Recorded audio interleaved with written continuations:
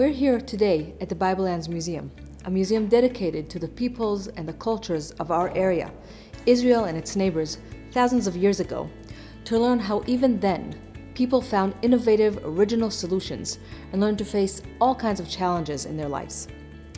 Question: what did you pack for lunch today? A sandwich? A yogurt? Maybe a snack?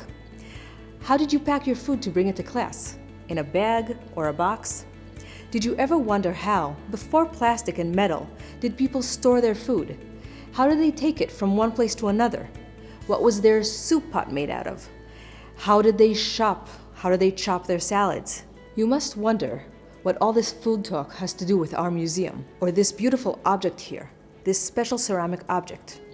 I'm sure you'll get it in 1 minute. People have always utilized different materials to fashion tools for various purposes.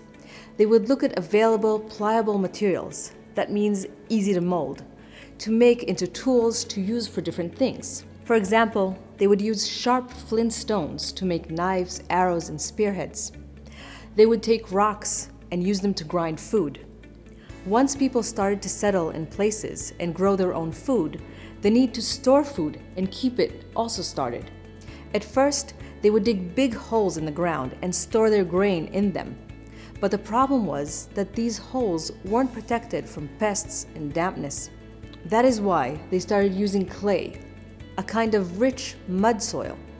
When the clay dries and hardens and becomes waterproof, and they would use it to plaster or seal the holes to protect them from pests and water. They also used clay to plaster straw baskets to make them waterproof, and even plaster their roofs. Since clay was available, cheap, and pliable, they would use it to make tools and storage boxes, vessels, in different shapes and sizes. These vessels are called clayware, or pottery. What a revolutionary invention! Think of all the uses for pottery. A cup to drink water with, jugs and vessels to transfer goods in like oil and wine from one place to another.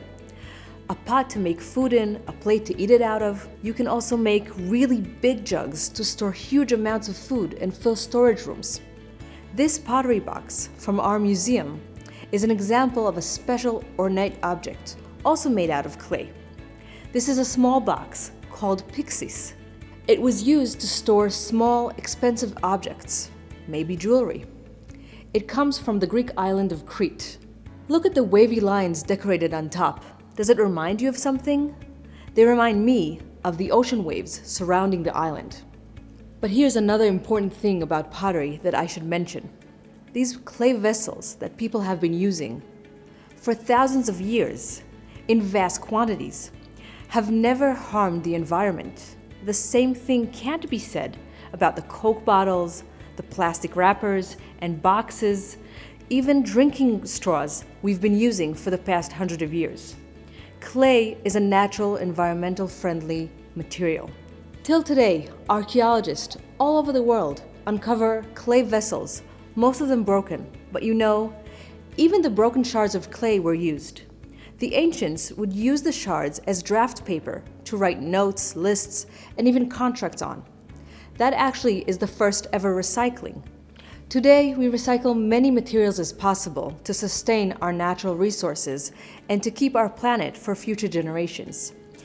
It seems we have a lot to learn from this pyxis and the ancient world. Come visit us when you're around.